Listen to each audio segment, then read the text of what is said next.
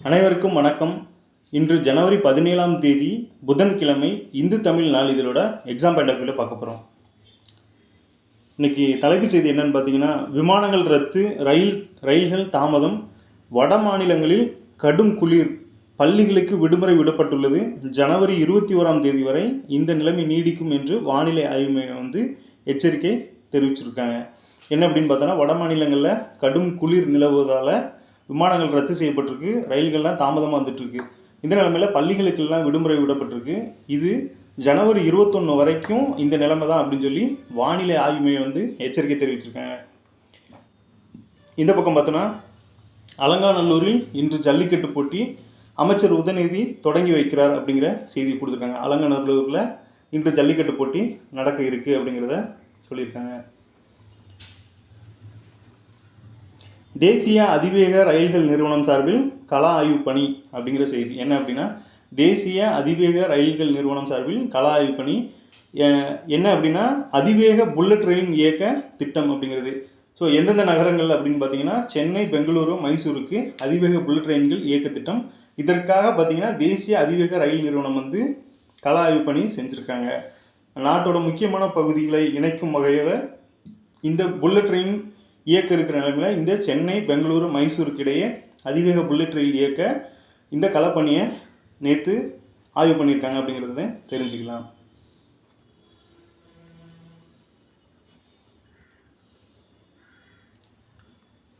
ஒடிசாவில் உள்ள இந்த பூரி ஜெகநாதர் கோயில், அதாவது பூரி ஜெகநாதர் கோயிலில் மறுசீரமைப்பு பண்ணியிருக்காங்க.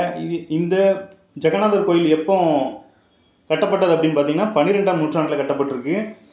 இந்த புதுப்பிப்பு பணி பார்த்தீங்கன்னா, அந்த ஸ்டேட்டோட ஒரு திட்டம் மூலமாக இந்த புதுப்பிப்பு பணி நடந்திருக்கு.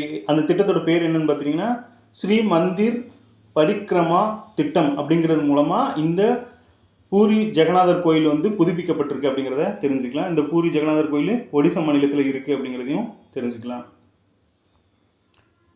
அடுத்ததை பார்த்தோன்னா, சிறப்பு ஆசிரியர்களுக்கான தேர்வு, அதாவது தையல், ஓவியம், இசை மற்றும் சிறப்பு ஆசிரியர்கள் தேர்வு பார்த்தீங்கன்னா 6 ஆண்டுகளாக கிடப்பில் உள்ள தமிழ் வழி இடஒதுக்கீடு தேர்வு பட்டியல். அப்படின்னா 6 ஆண்டுகளாக தமிழ் வழி இடஒதுக்கீடு கிடப்பில் இருக்குது. இதனால் தேர்வர்கள் கடும் அதிருப்தி அடைஞ்சிருக்காங்க அப்படிங்கிற செய்தியை கொடுத்துருக்காங்க.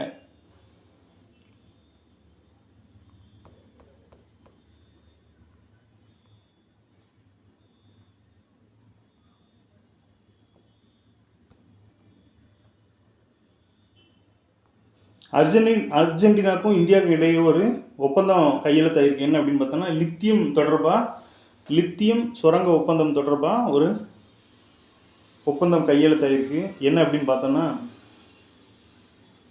அர்ஜென்டினா மற்றும் இந்தியா இடையே லித்தியம் சுரங்க ஒப்பந்தம் கையெழுத்தாயிருக்கு. இது இதனால் சீனாவோட இறக்குமதி குறையும் அப்படின்னு சொல்லியிருக்காங்க. இந்த லித்தியம் எங்கே பயன்படுத்தப்படுதுன்னு பார்த்தீங்கன்னா, மின்சார வாகனங்கள் மற்றும் செல்ஃபோன்கள் மற்றும் லேப்டாப்களில் லித்தியம் பேட்டரிகள் அதிக அளவில் பயன்படுத்தப்படுகின்றன. இந்த லித்தியத்தோட பயன்பாடு எல்ஐன்னு சொல்லப்படுற இந்த லித்தியம் பார்த்தீங்கன்னா, மின்சார வாகனங்கள், செல்ஃபோன்கள் மற்றும் லேப்டாப்களில் லித்தியம் பேட்டரிகள் அதிக அளவில் பயன்படுத்தப்படுறதுனால இது தொடர்பாக நம்ம இந்தியா அர்ஜென்டினாவோட ஒரு லித்தியம் சுரங்க ஒப்பந்தம் ஒன்று கையெழுத்தாயிருக்கு அப்படிங்கிறத இதன் மூலமாக தெரிஞ்சுக்கலாம். அடுத்ததாக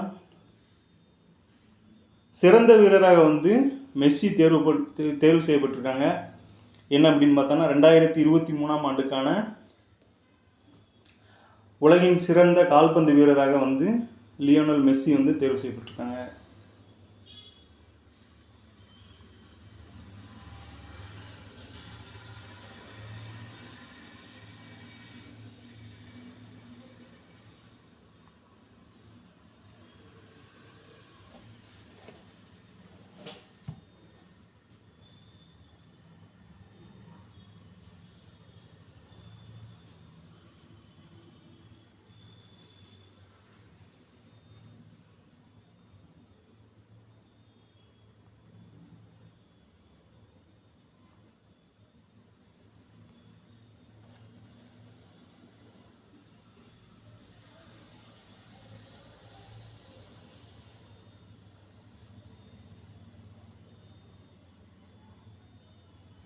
சிறந்த வீரராக மெஸ்ஸி தேர்வு.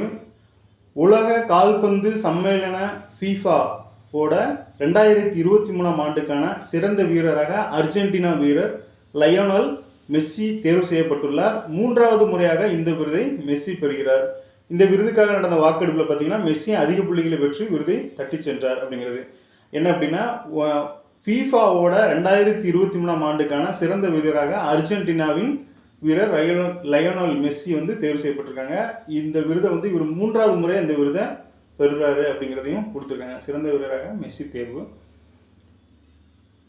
நன்றி. மீண்டும் நாளை சந்திப்போம்.